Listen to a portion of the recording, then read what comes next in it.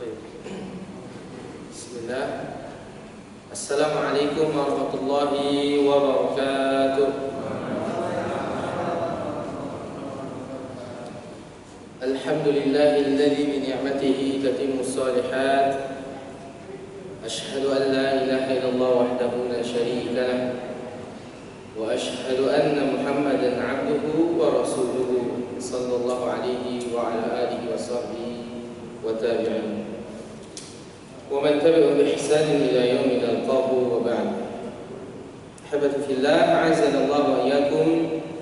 Saudara-saudaraku yang seiman dan rahmati Allah Azza wa Jalla, kita bertemu kembali dalam pembahasan ilmu tajwid dan tahsin tilawatul Quran. Pembahasan kita pada kesempatan kali ini yaitu tentang makhraj hafatul lisan, huruf yang keluar dari sisi tepi lidah. Halaman 130 untuk cetakan yang lama. Untuk cetakan yang baru ada di 119.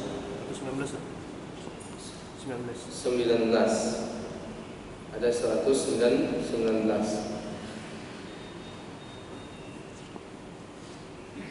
Hafah secara bahasa itu artinya sisi atau tepi. Jadi bagian tepi sisi dari lidah. Ya.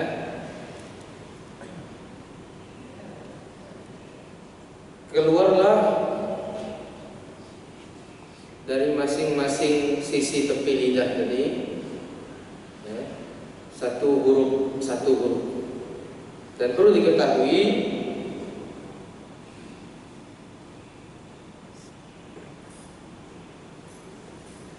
ada spidol tidak? Ada ya?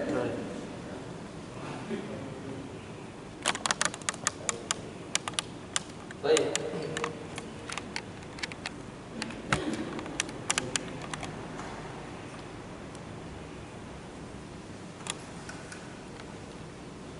Kalau kita gambar, ini bagian lidah kita. Ya, bagian lidah. Bagian lidah ini yang akan kita bahas adalah tepinya atau sisi lidahnya. Terbagilah ke dalam dua makhraj, tempat keluar. Yang pertama yaitu bagian belakang, aqsa hafah, bagian pangkal dari tepi lidah kita ini. Kemudian yang berikutnya bagian depannya, sisi tepi lidah bagian depan, adna. Huruf yang keluar dari aqsa, bagian pangkal dari sisi tepi lidah ini adalah huruf dhad. Huruf dhad. Kemudian yang keluar dari sisi bagian depannya ada huruf lam. Ya, huruf lam.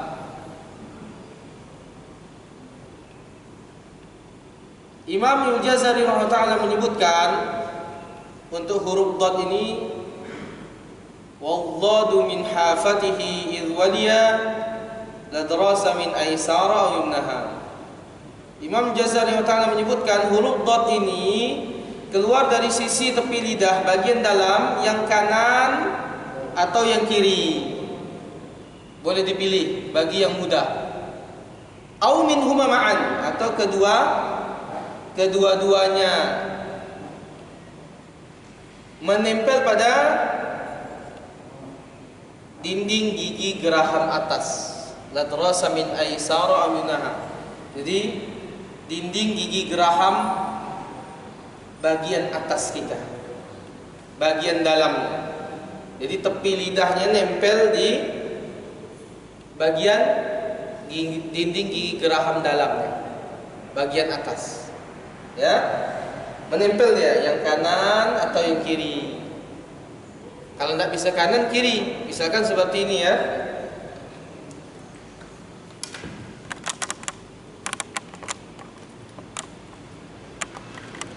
Misalkan seperti ini, kalau tidak bisa sebelah kiri, misalkan sebelah kanan yang bisa.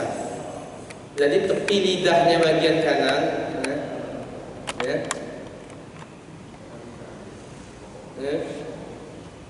nempel ke atas. Kalau tidak bisa sebelah kanan, sebelah kiri yang bisa misalkan.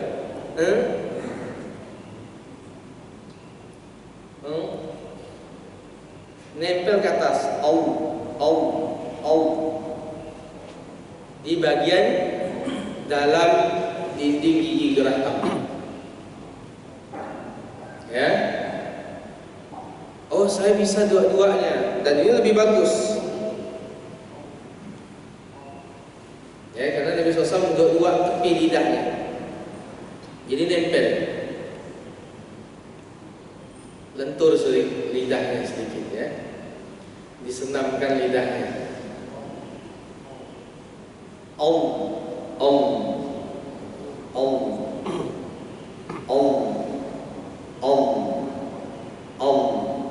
Bukan dari ujung lidah walat, salah. Atau di pipi, sebagian orang di pipi walat. Ya, walat. Lidahnya saja yang berfungsi mengenai, kata para ulama, yaitu bisafhati dakhiliyah lil adras al-ulya, dinding gigi geraham bagian dalam.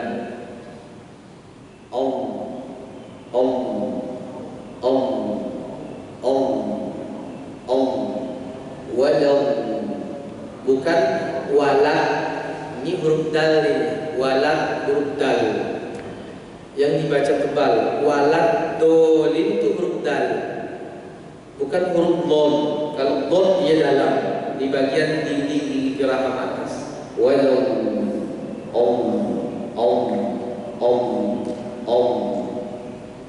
bisa dibedakan dengan walat. Ini termasuk mengubah huruf kata para ulama. Karena sebagian imam itu sulit mengucapkan huruf dad. Huruf dad ini huruf yang paling sulit. Karena ada sifat istitolah. Istitolah itu indifa'ul lisan qalilan ilal amam. Jadi lidahnya maju, bergerak, terdorong ke depan sedikit. Dari makhraj di sini ba'da istidamihi bi makhrajid dad. Setelah dia nempel di makhrajnya, kemudian terdorong ke depan. Bergerak lidahnya sambil menggesek dinding gigi geraham itu. Hatta yulamis ra'sul lisan usul thaniyatayn, sampai ujungnya ini menyentuh gigi, pangkal gigi seri depan bagian atas. Maju dia dari dalam, terdorong ke depan sampai ujung lidahnya nyentuh ke pangkal gigi seri. Bukan langsung ke pangkalnya. Walat dolin huruf dal. Sekilas mirip, tapi kalau orang yang ahli, oh ini imam pakai huruf dal, ini bukan huruf dal. Mengubah huruf berarti dia sekilas mirip. Ghairil maghdubi alaihim waladdallin.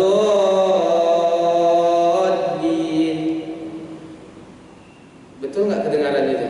Salah itu huruf dal.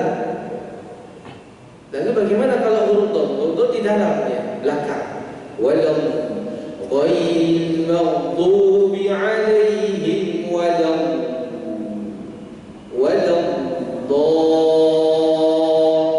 bukan waladdallin. Ini termasuk kesalahan yang harus diperhatikan. Jadi huruf dad coba tempelkan sisinya, yang kanan atau yang kiri. Kalau nggak bisa kanan, kiri. Kalau nggak bisa kiri, kanan. Ya, angkat lidahnya seperti ini.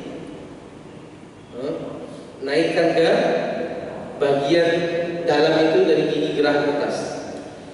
Kalau kedua-duanya bisa, lebih bagus lagi. Nanti di rumah disenam lidahnya ya, dilenturkan. Nah, dilatih dilenturkan. Supaya pengucapannya sempurna. Baik, coba diangkat. Om. Disukunkan dulu ya. Om. Om. Om. Lagi Om. Naikkan. Coba dirasakan apa? Tepi lidahnya terkena ke gigi geraham atasnya. Om. Di gigi geraham atas. Om.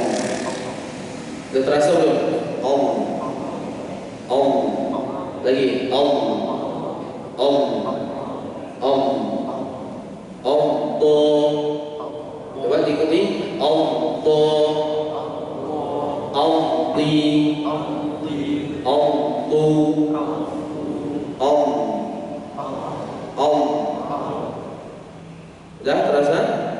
Menyentuh lidahnya menyentuh di gigi geraham atas.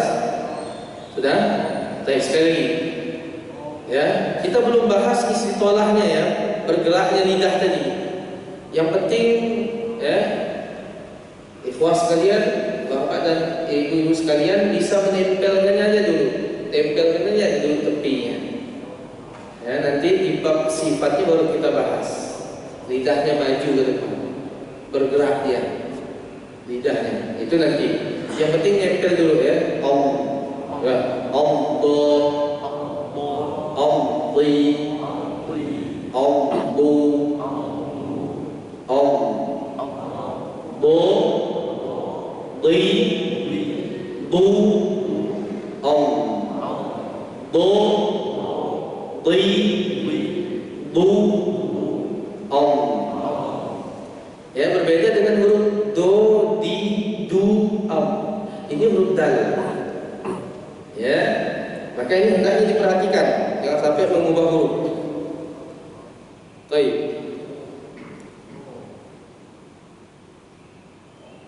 Oleh karena itu, ya, huruf dal ini termasuk huruf yang paling sulit dari huruf yang lain. Ya. Sulit lah. Saya dulu latihan huruf dot ini paling lama dari huruf yang lain. Ya, paling lama. Sulit ya Syekh. Datang ketok pintu Syekh. Syekh, afwan, anda ganggu kan? Huruf dot masih sulit. Datang Syekh. Terus sampai beberapa kali datang. Ya. Karena memang cukup sulit untuk apa? Memposisikan lidahnya kemudian bergerak lidah itu. Baik, kecuali yang memang sudah lentur lidahnya, ya. Apalagi kalau masih muda, ya, masih muda. Kalau ingat yang apa? Lanjut usianya agak berat, ya, kakunya lebih lama daripada yang muda. Nah, jadi butuh proses di situ, ya. Baik. Nah, ini nanti dilatih ya, tepi lidahnya diangkat. Kemudian berikutnya huruf lam. Huruf lam bagian sisi tepi lidah bagian depannya. Dari sini sampai muntaha farsihi. Sampailah ujung lidah itu. Bagaimana prosesnya? Ya, yaitu yakhruju min adna hafatai al-lisan ila muntaha tarfihi. Ya, keluar dari ujung dua tepi lidahnya sampai kepada akhir dari ujung lidahnya, menempel ma'ama yuhaziha min lisatil asnan al-'ulya, menempel pada gusi gigi atas. Gusi gigi atas di sini para ulama menyebutkan yaitu gusi gigi yang berhadapan dengan gigi dohikain, yaitu gigi geraham depan. Ini gigi taring, ini dia. Nah, jadi tepi lidahnya mulai dari situ nempelnya. Sampailah gusi yang berhadapan dengan gigi seri depan. Dari mulai, nah, gigi geraham depan. Jadi bukan ujung lidahnya al gitu dah. bukan ujung lidahnya. Al, apalagi sampai keluar lidahnya. Alham salah. Nempel dia di gusi. Al. Ini gigi nempel ya. Al di belakang gigi gusinya. Al. Sehingga keluarlah suara lam itu dari tepi sisi ujung lidahnya. Al. Begitulah makhraj huruf lam. Bukan dari ujung lidah, tapi dari tepi ujung lidah. Coba diikuti. Al. Alla. Alli. Allu. Al. La. Li. Lu. Al. La. Li. Lu. Al. Baik, bisa? Bukan dari ujung lidah. Apalagi lidahnya nampak keluar. Ini salahnya. Ya. Baik. Huruf dhad untuk kesalahan yang sering terjadi yaitu mengubahnya menjadi huruf dal. Ya. Ini kesalahan yang sering terjadi. Walad dolin huruf dal. Kemudian yang kedua, kesalahan yang sering terjadi diubahnya menjadi huruf dho. Jadi huruf dho ya, dho sama aja dengan huruf dhad. Ini terdapat di sebagian negara seperti India, Bangladesh, dan Pakistan. Sebagian mereka kesulitan mengucapkan huruf dhad sehingga mereka ubah menjadi huruf dha. Ridwan Khan. Ridwan jadi Ridwan. Susah mengucapkan huruf dhad sebagaimana yang dijelaskan oleh Syekh Dr. Aiman Rasulullah. Jadi sebagian negara ada kesulitan mengucapkan huruf dhad. Tidak hanya di sini. Tapi mereka ubah menjadi huruf dha. Sehingga ya nampak fatal kesalahannya menjadi huruf yang berbeda. Ini kesalahan yang terjadi di sebagian negara tersebut. Ini kesalahan yang kedua. Kemudian kesalahan yang ketiga yaitu mengucapkan huruf dotnya dengan ya dari makhraj yang berbeda, dari pipi. Walau di pipi. Ini sebagian di kampung-kampung itu ada yang seperti walau don. Ini makhraj pipi namanya, tidak ada makhraj pipi, tempat keluar pipi, bagian dalam, ya. Ini termasuk mengubah makhrajnya. Ya, otomatis bukan huruf dot lagi yang terucap itu. Ya, kemudian kesalahan yang berikutnya adalah mencampurkan hamas pada huruf dot. Sifat hamas. Padahal huruf dot ini sifatnya adalah jahar. Tapi dia baca dengan hamas. Wala tolin to wala tolin to. Ya. Ini mengubah sifat huruf dot. Ada sebagian imam membacanya dengan demikian. Ghairil maghdubi 'alaihim walad to ada hamasnya. To. Ini termasuk mengubah sifat huruf dot. Kemudian kesalahan yang berikutnya ketika sukun dipantulkan, padahal dia bukan huruf qalqalah. Fi tadlil alam yaj'al kaidahum fi tadlil. Dipantulkan, ini termasuk kesalahan. Tidak boleh mantul huruf dot itu, dia istitalah. Ya. Tidak ada sifat qalqalah dia. memanjang bunyi suaranya. Alam yaj'al kaidahum fi tadlil, fi tadlil, bukan tadlil, mantul. Yadhakun, salah, tidak boleh. Huruf qalqalah itu cuma 5, qaf, ta, ba, jim, dal. Ba, ju, di, to, ko, baja, da, ya, toko.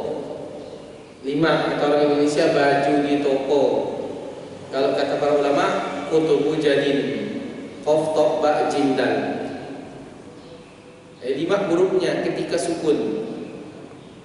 Ya, sedangkan huruf dot tidak masuk. Jangan sampai dipantulkan. Ini banyak kesalahan seperti ini, banyak sekali kita dengar. Baca surah Al-Fil, alam yaj'al kaidahum fi tadlil, mantul. Ya, tidak tahu dia sedang mantul itu. Karena tidak tahu memang. Tapi kalau dia belajar, tahu dia salah. Yang dengar siapa yang tahu? Yang ahli. Ya, dia mengucapkannya begitu saja mantulnya. Ini termasuk kesalahan yang harus dihindari ketika mengucapkan huruf dad. Kemudian huruf lam. Kesalahan yang pertama adalah membacanya dari ujung lidah. Al. Ini termasuk kesalahan. Ya. Kemudian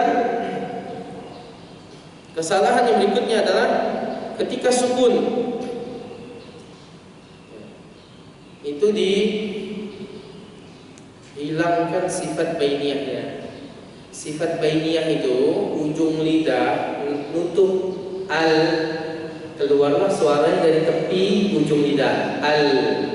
Jadi ini dihilangkan bagi sebagian qari, ya, entah itu karena tidak belajar ataupun karena tidak memperhatikan hukumnya. Dia sudah belajar tapi tidak memperhatikan, sehingga dia bacanya alhamdulillah rabbil alamin, alhamdulillah jelas huruf lamnya, alhamdulillah rabbil alamin, karena cepatnya bacaan atau tidak jelas dia bacaannya.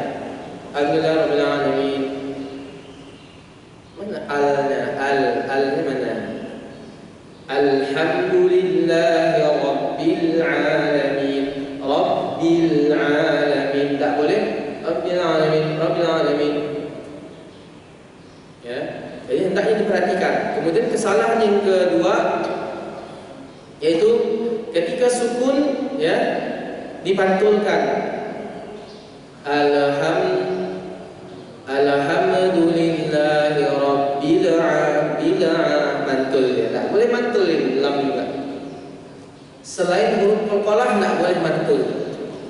Tapi sebagian qari, sebagian imam bacanya seperti itu. Alhamdulillahi rabbil alamin, mantul. Ya. Kemudian kesalahan yang berikutnya adalah yaitu memanjangkan bunyi lamnya. Alhamdulillah. Ini salah nih. Panjang jedahnya. Jadi muncul mat panjang ininya. Salah. Tidak ada panjangnya. Alhamdulillahi rabbil alamin. Jangan rabbil alamin, tidak boleh dipanjangkan. Ya, jadi kemudian kesalahan yang berikutnya adalah disaktahkan. Karena takut mantul, takut dipanjangkan, jadi muncul saktah, hukum baru. Apa itu saktah? Berhenti sejenak, ya, qat'u sauti bi ghairi an yatanafas. Memberhentikan bacaan tanpa narik nafas. Itu saktah. Jadi kita waqaf, berhenti tanpa menarik nafas. Itu namanya saktah. Contoh seperti ini. Alhamdulillahi rabbil alamin. Ada jedahnya itu. Tak boleh. Alhamdulillah. Sekilas nampaknya betul, padahal ini kesalahan fatal. Ini nambah hukum baru. Tak boleh. Nah, ini banyak ya yang baca seperti ini. Alhamdulillah, tak boleh. Nyambung dia masih bacaannya, tak boleh terputus. Jangan sampai Alhamdulillahi Rabbil Alamin, ada jedahnya. Tak boleh. Ya, ini termasuk kesalahan, tak boleh. Ini akan kita bahas di bab saktah. Jadi saktah itu berhenti sejenak tanpa menarik nafas. Di dalam Al-Quran, dalam riwayat Hafiz dari Jalus Syatibiyah, saktah itu hanya ada 6 tempat dalam Al-Quran, 6 saja, tak boleh kita tambah-tambah lagi. 4 yang wajib, 2 yang jaiz. Yang wajib ini maksudnya adalah kalau kita mewasolkan bacaannya wajib pakai saktah. Karena kalau tidak dibaca saktahnya, kalau kita wasol ya, akan merusak makna, merusak kaidah bacaan. Yang 2 yang jaiz, yang boleh ini jaiz itu yang boleh. Mau kita wasol, waqaf, boleh tak pakai, tidak mengapa. Jadi ada 6 saja saktah dalam Al-Quran. 4 yang wajib di surah. Yang pertama di surah apa? Al-Kahfi, Yasin, kemudian di surah Al-Qiyamah, dan di surah Al-Mutaffifin. 4 yang wajib. 2 yang jaiz, yaitu di surah Al-Haqqah akhir ayat 28 menuju ke ayat 29, itu jaiz. Kemudian yang ke-6-nya adalah yaitu penghujung surah Al-Anfal masuk ke surah At-Taubah. Ya, itu saktah jaiz. Nanti insyaallah akan kita bahas di bab saktah. Bagaimana caranya nanti akan kita bahas. Ya, insyaallah di bab saktah. Masih jauh.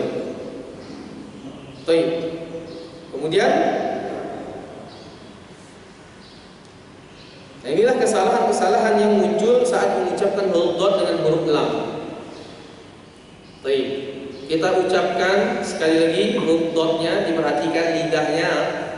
Kalau nggak bisa dua-duanya, kanan kiri atau yang kiri ya, boleh pilih mana yang mudah saja untuk ya, jamaah sekalian. Baik, diperhatikan, tempelkan om, do, di, bu, do,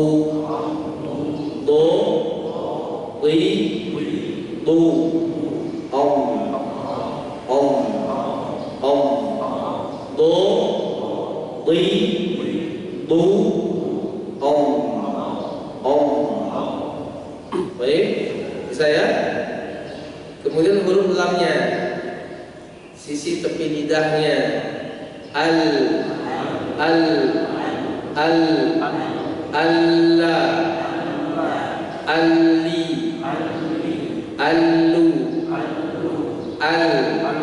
la, li, lu, lidahnya tak ada keluar-keluar ya. Di belakang gigi dia, di gusinya. Jangan sampai lidahnya keluar ya. Baik, jadi harus diperhatikan. Ya, jangan seperti kita mengucapkan huruf L dalam bahasa Indonesia. Nah, L dengan huruf lam lain. Ya, lain. Kalau kita mengucapkan L kan itu kalau orang ya, saya punya teman di Jakarta kalau ngomong lo, lidahnya keluar-keluar. Nah, ini huruf L, bebaslah huruf L. Tapi kalau huruf lam, di gusi belakang gigi dari atas. Ya, jelas ya, insyaallah. Baik, ada yang ingin bertanya atau ingin mencoba 2 huruf ini silakan. Sebelum kita lanjut ke makhraj berikutnya, silakan, ada yang ingin ditanyakan atau ingin mencoba 2 huruf ini? Coba Ustaz. Mencoba ya, baik.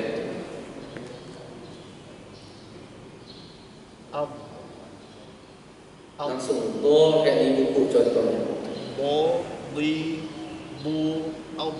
Baik, lamnya La, li, lu, Al. Baik ya. Anak muda agak nyaman lidahnya. Siapa lagi ingin mencoba?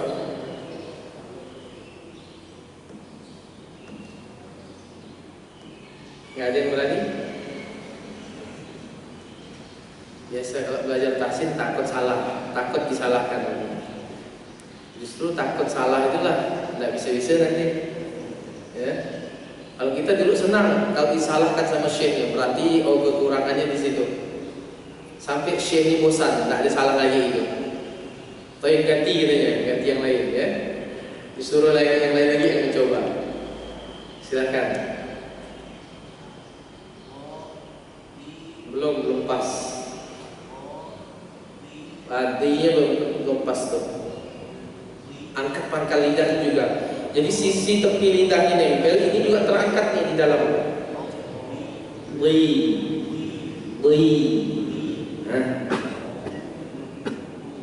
Tebal juga. Huruf dot itu mufakhamah. Selalu tebal. Huruf dot itu karena dia punya sifat isti'la, tafkhim. Selalu tebal di semua keadaan sampai hari kiamat. Tidak ada yang membuat dia tipis. Ya, di setiap keadaan fathah, kasroh, dhammah, sukun semuanya tebal ya. Cuman beda tingkatan ketebalannya nanti. Di angkat sedikit pangkal lidahnya. Caranya adalah dengan mengangkat pangkal lidah. Itulah sifat huruf isti'la itu. Tidak boleh di huruf dal kedengarannya. Tipis dia jadi. Lagi. Itu kan oke. Sukun kan? Baik ya. Lidahnya belum bergerak aja, masih tidak apa, nanti kita bahas di bab sifat. Yang penting dah pas dulu. Lamnya sekarang? Baik ya. Tinggal dotnya nanti ya. Lebih matang lagi kalau ada istitolahnya. Jadi kalau kita baca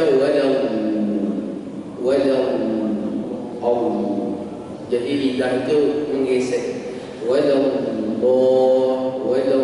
Bukan walak bukan gitu. Kedengaran nggak? Ada bunyi yang menggumpal di dalam itu, gesekan itu.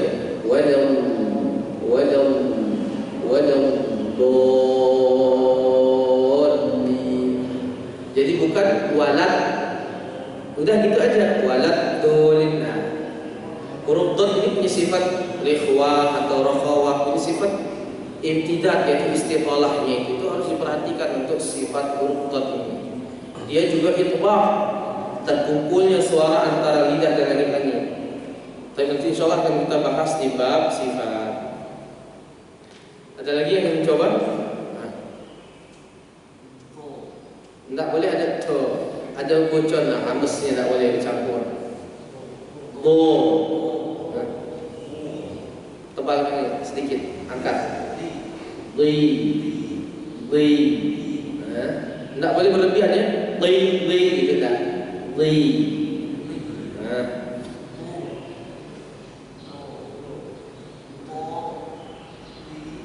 Kurang.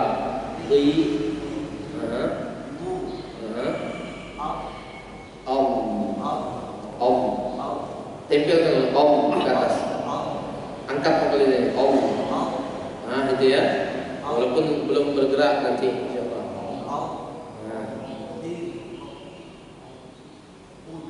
Oke, lamnya.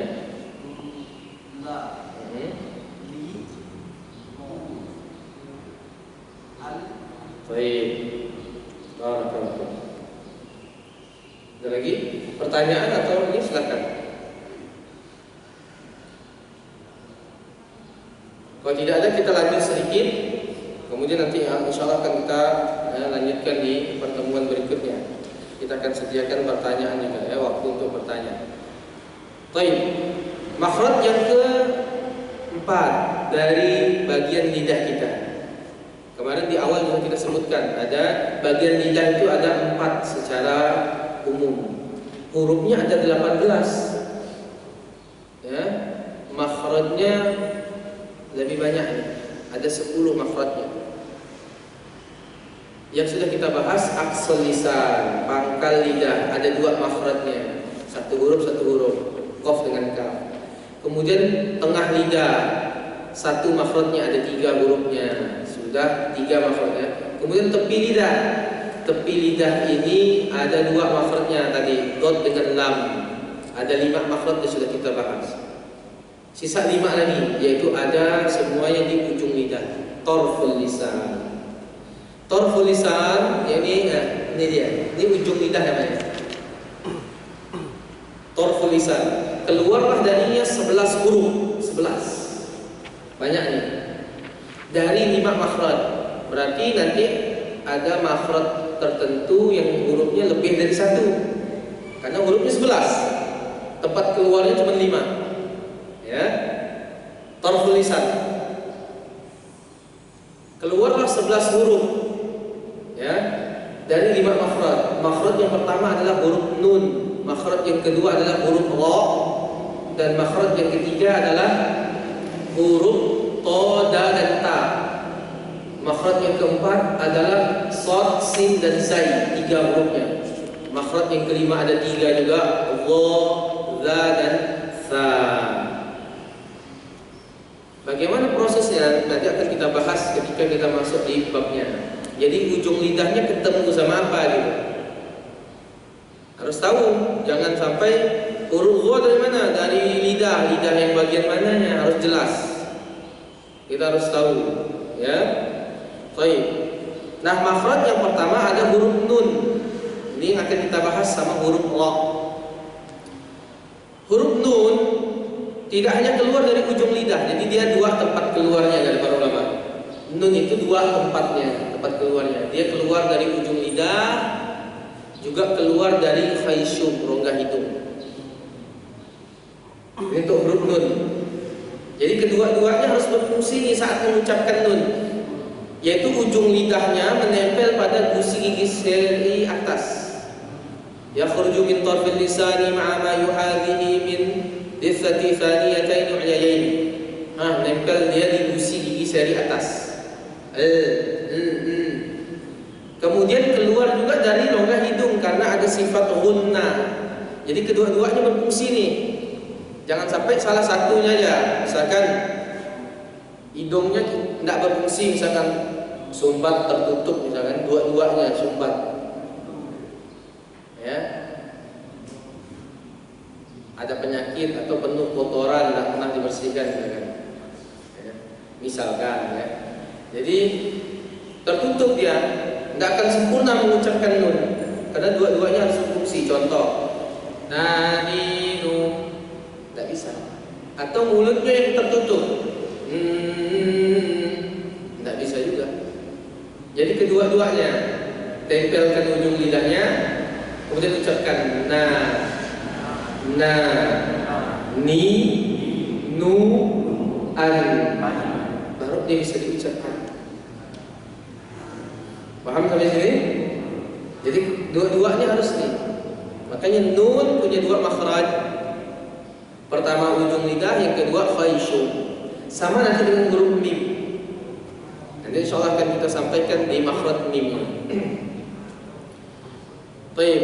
Kemudian yang kedua makhrajnya ada huruf ra. Nah, pembahasan kita sampai huruf ra ini. Sebelum kita masuk ke bab ra ini, khususnya untuk yang sulit mengucapkan huruf ra, ya kita harapkan untuk melatihnya. Kalau tidak bisa sendiri, antum datang aja ke pondok. Insyaallah nanti kita bengkel huruf ra-nya. Bukan motornya, huruf ra-nya. Lidahnya kita bengkel. Ya, yang kesulitan huruf ra tidak bisa. Apalagi kalau dia imam. Ya. Kesulitan mengucapkan huruf ra, Ar-Rahmanir Rahim misalkan. Tidak usah jadi imam dulu dia. Karena itu sudah mengubah huruf. Dia harus betulkan dulu, setelah betul baru dia jadi imam lagi. Ya. terutama yang suka jadi imam, huruf ro-nya nggak bisa, maka hendaknya itu termasuk sudah merusak surah Al-Fatihah. Ya, jadi dia betul dulu sampai dia betul baru. Bukan dari lahir ini ya. Nah, ini saya udah dari lahir kayak gini. Nah, atau lidah saya pendek, nggak ada istilah seperti itu. Kecuali kalau dia tak punya lidah. Atau cacat seperti Nabi Musa karena makan bara api saat dia bayi. Ya, makan bara api, kesulitan. Lidahnya rusak sudah karena makan bara api. Nah, kalau tidak ada apa-apa, misalkan lidahnya pendek ke mau panjang ke lidahnya, tidak jadi masalah, bisa semuanya. Bukan karena faktor apa? Bawaan lahir, tidak. Ya, jadi bukan masalah lidah. Ada yang bilang kemarin, Ustaz, lidah Hana ini kayaknya kependekan lah. Coba saya bilang keluarkan lidah, masih panjang, saya bilang masih pendek lidah saya. Nah, segini saja sampai bibir saja kalau dikeluarkan. Lidah dia sampai sini, dagunya. Ada yang mau sampai ini, panjang lidah. Tapi kesulitan mengucapkan Allah. Kenapa? Karena salah makhrajnya saja. Lidah kita ini kan terbiasa lahjahnya Melayu, logat Melayu di Pontianak. Jadi kesulitan mengucapkan huruf R-nya. Karena terbawa apa? Logat, dialek. Sehari-harinya kayak gitu, ketemunya juga orang yang kayak gitu. Jadi ngikut juga lidahnya. Ya, ngikut juga dia. Bisa nggak dibetulkan? Bisa, insya Allah. Ya, jadi bukan faktor bawaan lahir. Udah saya udah seperti ini dari lahir, tidak ada. Ya, baik. Jadi bukan. Jadi dibetulkan dulu ya, karena nanti kita akan bahas di sini. Ro itu keluarnya dari ujung lidah lebih ke arah punggung ujung lidah. Ini ujung lidah, lebih ke arah punggungnya di sini. Naik dia ke atas.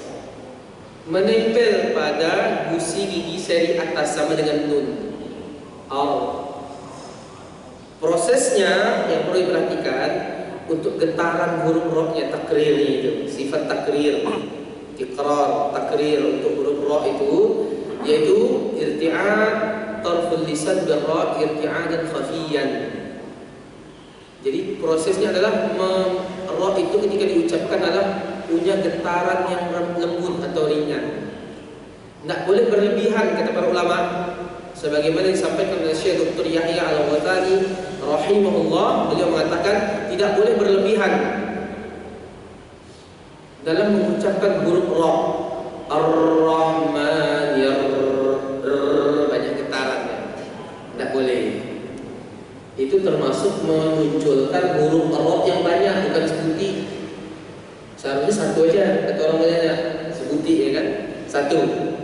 Tapi ini muncul banyak. Banyak benar rohnya. Jadi banyak. Tidak boleh.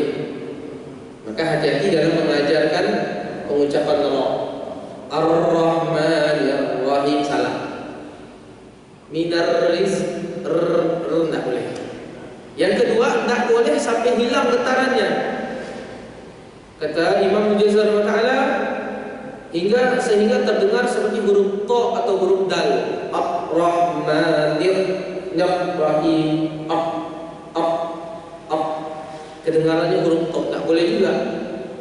Jadi yang benar adalah getarannya lembut atau ringan.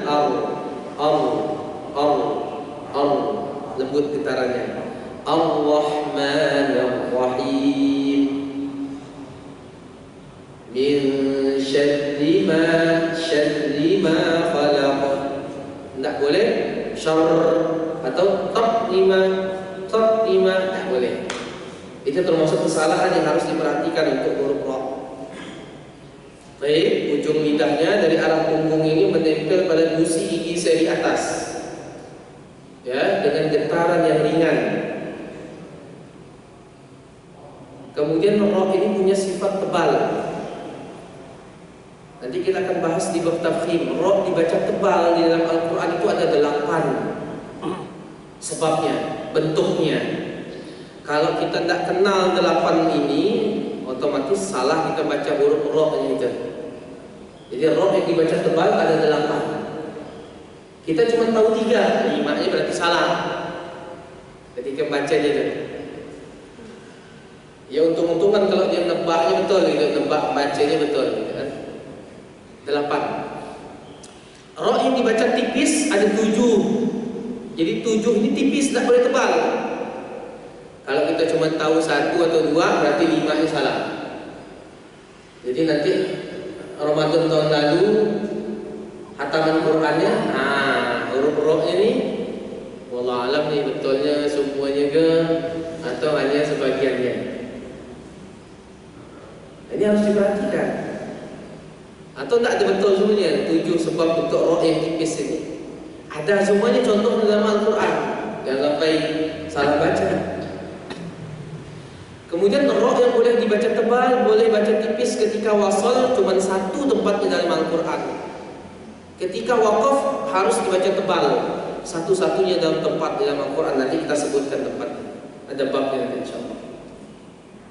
Nah, ini untuk huruf ro nih. Sebab yang pertama yaitu disebabkan oleh harokat fathah. Ro dibaca tebal. Ro, pangkal lidah terangkat. Saat mengucapkannya pangkal lidah terangkat. Ro. Tidak boleh moncong ya. Ro, ini huruf O nih. Ro, walaupun dia moncong tapi tipis, bukan tebal. Jadi yang dimaksud tebal di sini, mulutnya penuh gema karena pangkal lidah terangkat. Ro. Beda dengan ro ini tipis. Inilah O. Syubhat yang kata orang itu kalau kita baca ini kayak huruf O nanti orang Jawa. Syubhatnya kita ni orang Melayu ra katanya. Ini syubhat, tidak ada dasarnya, tinggalkan. Ro itu kedengarannya seperti huruf O, dia bukan O karena punya sifat tafkhim tadi. Pangkal lidah terangkat. Apa itu tafkhim? Tafkhim itu adalah ibaratun an simanin yadkhulu ala sawtil hafi inda nutqi fayamtali'ul famu bisada. Itu kata para ulama, sebuah ungkapan tentang sifat tebal yang masuk pada suara huruf tatkala mengucapkannya. Maka mulut kita penuh dengan gema. Penuh gema mulut kita. Bukan ro, tidak ada gemanya sedikit. Ro bukan, itu huruf O memang. Di Arab tidak ada O. Fathah, kasrah, dhammah itu di Arab. Ya, dan harokat far'iyahnya. Ya, yang pernah kita sampaikan. Jadi tidak boleh seperti itu. Itu yang pertama, rohnya dengan fathah. Sebab yang pertama, rohnya berharokat fathah. Sebab yang kedua, rohnya dibaca tebal adalah harokat dhammah. Ru. Jadi ketika membaca Allah dengan ru tebal. Ini 2 sebab yang kita pelajari ya. Sisa 6 sebab lagi. Allah, ru, pangkal lidah diangkat. Ini diangkat pangkal lidahnya. Allah, ru. Kemudian kasrah tipis. Ini sebab dari 7 sebab ro yang dibaca tipis. Ri, turun pangkal lidahnya. Ri, ini yang nempel ke gusi. Ri, ro, ru, ri. Nah, ketika sukun kenapa dibaca tebal? Ini sebab yang kedua. Ro-nya sukun, sebelumnya ada harokat fathah. Baik, paham insyaallah? Sekarang diikuti ya. Angkat ketika fathah, angkat pangkal lidahnya. Allah.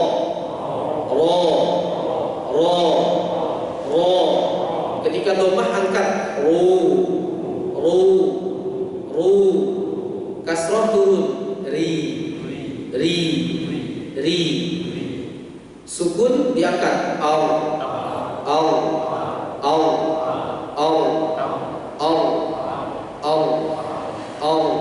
Tidak boleh ya, tipis tidak boleh.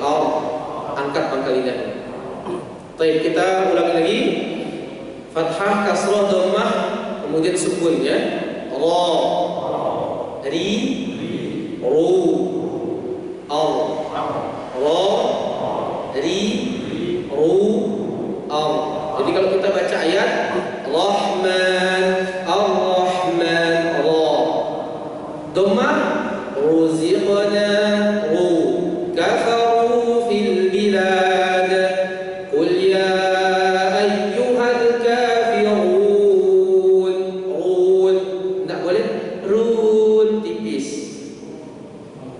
harus tebal.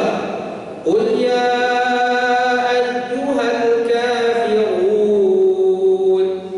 innal ladzina kafaru sawa'un 'alaihim kafaru fil bilad kafaru ruziqna rahman ar-rahim.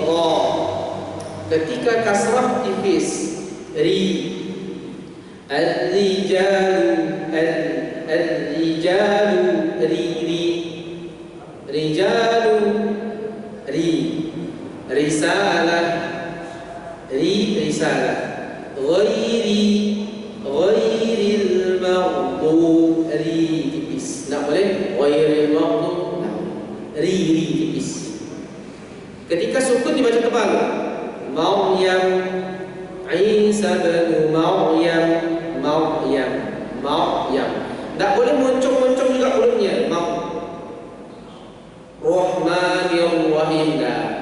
Lihat, bibir tidak ikut-ikutan dalam pengucapan lidah, kecuali huruf bibir, baru bibirnya bergerak, syafatan. Ketika kita mengucapkan tak boleh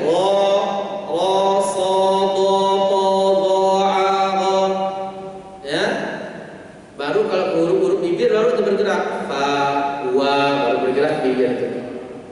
Jadi Allah tak boleh moncong, Allah, ri, ru. Ketika domah baru kita sempurnakan harokat domahnya. Tak boleh ru, tak, ru.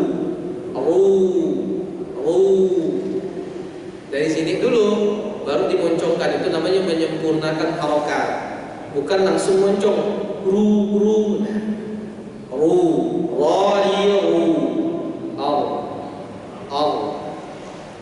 dilatih ya, tak boleh moncong. Nanti insyaallah kan kita ada tahsinnya nanti insyaallah, tapi setelah bab makhraj dan sifat ya, supaya kita tidak kerja dua kali untuk membetulkan bab ini. Nanti satu orang begitu ditahsin satu ayatnya lama sambil betulkan makhraj dan sifat, lama nanti satu orang. Jadi kita pelajari dulu baru kita tahsin, tinggal mempraktekkan. Jadi tidak butuh waktu lama untuk memperbaikinya nanti. Baik. Nah, inilah untuk huruf ra. Masih ada beberapa sebab lagi yang insyaallah akan kita bahas di bab ra-nya, tafkhimnya. Kapan ra itu dibaca tebal? Itu harus tahu, karena kalau tidak mungkin salah bacanya. Ya. Barakallahu fikum. Ada pertanyaan silakan. Atau ingin mencoba dua huruf ini?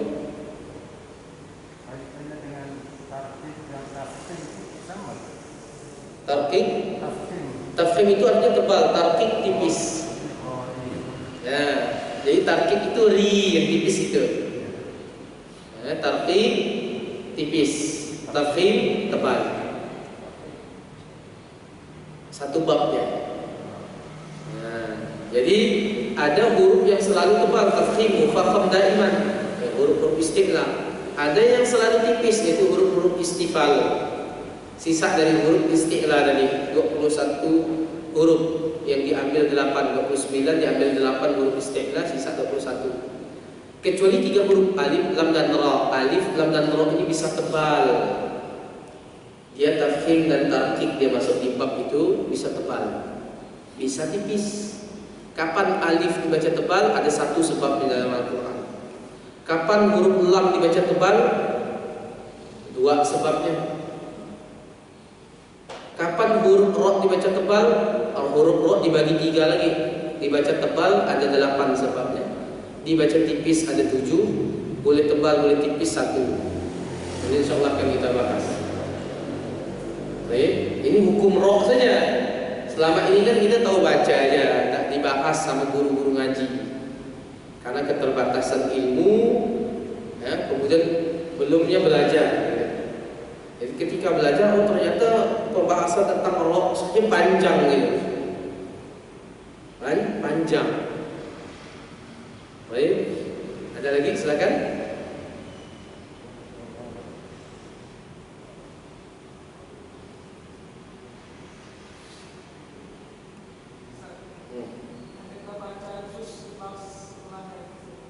Apa bacaan khusus?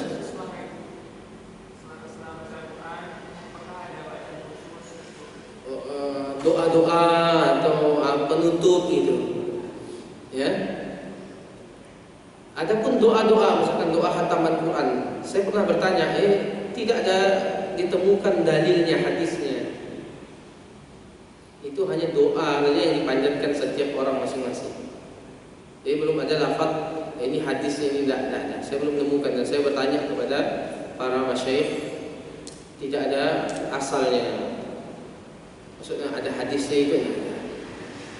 Doa yang untuk selesai khataman Quran gitu kan. Wallahu a'lam. Kita belum menemukannya. Dan kita juga sudah bertanya dengan salah satu murid Syekh Albani rahimahullah taala, tidak ada asalnya. Ya, belum dijumpai dari mana asalnya itu. Kemudian untuk penutup bacaan tidak ada dalilnya yang khusus untuk itu kecuali apa? Doa kafaratul majlis saja. Selesai baca Quran tutup dengan doa kafaratul majlis. Hanya ada itu saja. Dari lafaz itu tidak ada. Shadaqallahul azim tidak ada dalilnya untuk membaca itu. Tetapi kalau sesekali boleh, kata Syekh bin Baz rahimahullah taala. Karena maknanya bagus. Sesekali ya, bukan rutin. Kalau yang rutin itu doa kafaratul majlisnya. Nah, kalau sesekali boleh, karena lafaznya bagus, artinya maksudnya. Shadaqallahul azim. Apa artinya itu? Shadaqallah, maha benar Allah. Al-azim, yang maha agung, yang maha besar. Bukan dengan segala firman-Nya. Itu apa? Salah terjemahan.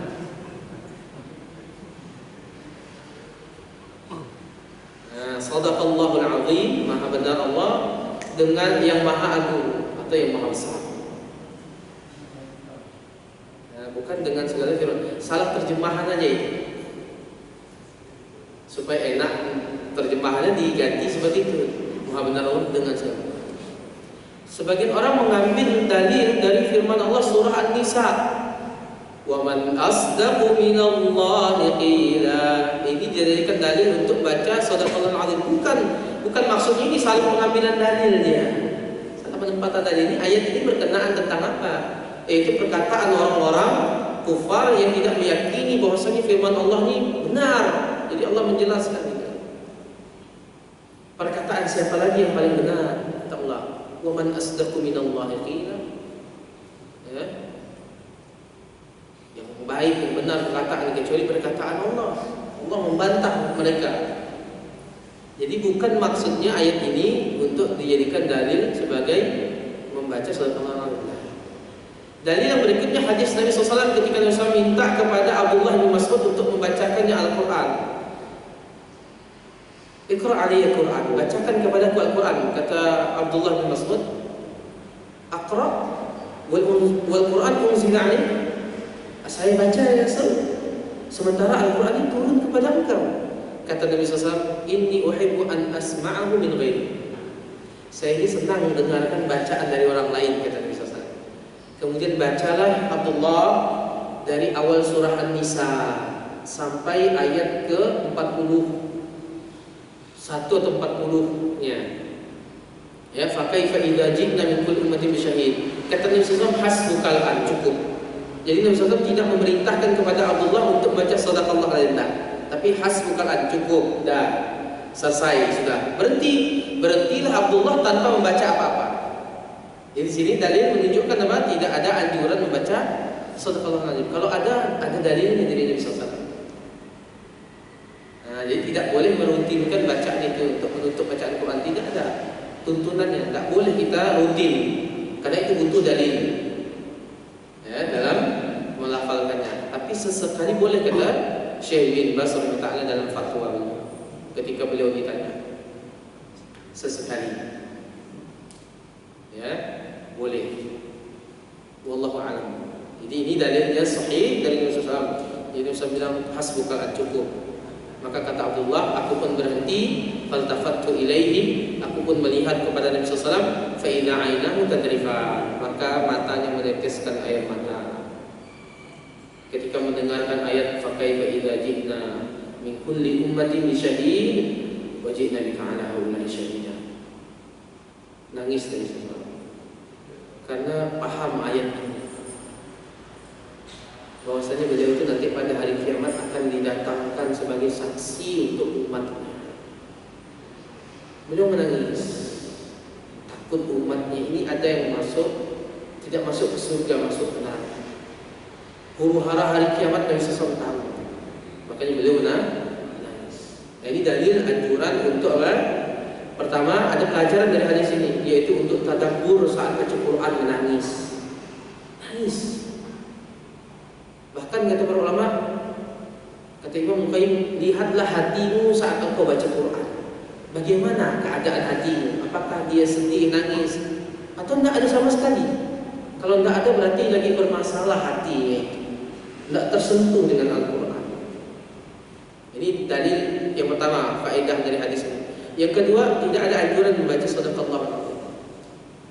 Kemudian yang ketiga, tidak ada anjuran membaca setiap selesai ayat-ayat itu ada bacaan yang seperti orang-orang Allah teriak-teriak mereka. Allah, mereka teriak-teriak setiap satu ayat selesai. Tidak ada. Justru kita diperintahkan kalau Al-Quran dibacakan, wa idza sami'u Quran, wa idza quri'a Al-Quran fastami'u lah, maka dengarkanlah, kata Allah SWT dalam Al-Quran. Kalau Al-Quran dibacakan, dengarkan, bukan ribut-ribut. Ya, tidak ada anjuran seperti itu. Kemudian dalam hadis ini juga mengajarkan kita apa? Bolehnya mendengarkan bacaan dari orang lain, boleh. Dengarkan sambil kita tadabbur mendengarkan bacaan, entah itu lewat MP3 atau lewat kaset, gitu kan. Dengarkan bacaannya, tadabburi, ya, ditadabbur bacaannya. Itu anjuran di dalam hadis ini. Baik, wallahu a'lam. Ada lagi? Silakan. Ada hadis lain, walaupun hadis ini dhaif kata sebagian ulama, itu fa idza lam tabku fatabakau. Kalau engkau tak bisa menangis, maka tangisilah dirimu yang tak bisa menangis. Jadi kita nangis itu bukan karena kita tersentuh, tapi menangisi diri kita yang tak bisa menangis. Ada apa gitu? Walaupun hadis ini ada yang mengomentari derajatnya lemah, dhaif. Tapi yang ternyata kenapa kita tidak menangis? Tersentuh dengan Al-Quran. Pertanyaan ini. Sementara orang-orang soleh terdahulu, wa idza sami'u ma unzila ila rasul tara a'yunahum tafidu minad dam'. Apabila orang-orang soleh terdahulu, apabila mereka mendengar yang diturunkan kepada Rasul ini Nabi sallallahu alaihi wasallam, maka engkau melihat matanya meneteskan air mata. Mimma arafu minal haq, karena mereka tahu kebenaran. Itu orang-orang soleh tersentuh dia. Allah sebutkan juga dalam ayat yang lain, wa yakhiruna lil azqani wa yabkuna wa yazidu khusyu'a. Mereka mendengar ayat Allah menyungkur sambil menangis. Ini sifat orang-orang soleh, hatinya lembut, tersentuh dengan ayat-ayat Allah. Kalau kita tidak menangis berarti ada alamat, ada penyakit dalam hati kita. Sebagaimana disebutkan oleh sahabat, "Lau tahurat qulubukum masyarakat di kitabillah." Kalau seandainya hati kalian itu bersih dari dosa dan maksiat, tentu kalian tidak akan pernah kenyang dengan namanya Al-Quran. Dosa dan maksiat itulah yang membuat hati ini tak tersentuh, tertutup. Wal'iyadzubillah. Makanya Allah sebutkan dalam Al-Quran, afala yatadabbaruna Al-Quran am ala qulubin aqfaluha. Kenapa? Apakah mereka tidak mentadabburi Al-Quran? Atau hati-hati mereka telah terkunci? Jadi masalahnya di hati. Ada penyakit berarti hati tidak tersentuh dengan ayat Al-Quran. Ya. Umar bin Khattab ketika jadi imam di kota Madinah, itu beliau menangis ketika membaca surah Yusuf, innama ashku bathi wa huzni ilallah. Nangis dia. Sampai kata salah seorang sahabat, saya berada di sof paling belakang, saya kedengaran suara tangisan Umar di depannya. Nangis, paham maksud ayat. Imam apa Ad-Darimi radhiyallahu anhu, seorang sahabat, mengulang-ulang bacaan am hasibatum ya am hasibal ladzina jtarahu as-sayyi'at am naj'aluhum kal ladzina amanu wa 'amilus salihati sawa'an mahyahum wa matuhum. Diulang dari sepertiga malam awalnya sampai subuh. Dia baca ayat ini aja dari awal surah Al-Jathiyah sampai ke ayat ini, dia ulang-ulang terus untuk mentadaburi ayat ini. Apa artinya? Apakah kalian mengira orang yang melakukan perbuatan buruk, ini perbuatan dosa di dunia itu sama dengan orang yang beriman dan beramal soleh dalam kehidupannya dan kematiannya? Itu diulang-ulang karena paham maksudnya sampai subuh, sampai azan subuh. Dan beliau menangis. Beliau menangis. Nabi SAW juga sama, menangis. Sehingga para sahabat juga seperti itu. Jadi bukan cengeng atau lupa, enggak, karena lembutnya hati dan bersihnya hati dari dosa dan maksiat, sehingga mudah tersentuh dengan ayat-ayat Al-Quran. Wallahu a'lam. Jadi itu penyebabnya. Kalau tidak bisa kita tangisi diri kita yang tidak bisa menangisi itu, yaitu menjadi sebab kita menangis. Kenapa saya tidak bisa tangisi? Karena memang bahaya, ada tidak tersentuh. Umar yang begitu tegas saja tersentuh dengan ayat Al-Quran, menunjukkan apa? Hatinya lembut. Sampai nggak tahu Umar tegas. Musuh-musuhnya takut dengan dia. Saya mau hijrah dengan Nabi, sendiri aja dia. Saya mau ke Madinah mengikuti Nabi SAW. Siapa yang ingin istri yang menjadi janda, anak yang jadi yatim, tunggu saya di belakang bukit ini, katanya. Tidak ada satupun yang berani datang. Yang menghadang Umar mau hijrah ke Madinah, udahlah, ya, lewatkan aja Umar. Soalnya dia bilang, yang ingin jadi istri jadi janda, anak jadi yatim, tunggu saya di belakang bukit ini. Saya lewat sini nanti nih mau ke Madinah. Tidak ada satupun yang berani. Umar, tapi hatinya lembut. Baik, wallahu ta'ala bersama. Tidak ada lagi? Terakhir. Pertanyaannya, kalau misalnya kita berada di belakang imam yang bilang jadi ada kesalahan sampai merusak makna ayat, sedangkan kita bisa memilih di masjid A atau B yang kita tahu bacaannya lebih. Katakan kita sudah belajar nih kayak kan sudah tahu kesalahan-kesalahan pada bacaan, kemudian kita di belakang imam yang tadi dilarang jadi, apakah sholat kita sah? Imamnya masjid ini dekat rumah. Karena dua masjid Ustaz di daerah. Ya, yang di sholat ini dekat rumah gitu. Ya tuh nasihati dulu lah imamnya. Kasih tahu dengan cara yang baik, diajak minum kopi atau apa, dikasih hadiah kurma 1 karung, baju ini, baru nasihatin juga. Ada tugas antum untuk menasehatinya gitu. Jangan antum tinggalkan aja. Jadi nanti dia salah terus.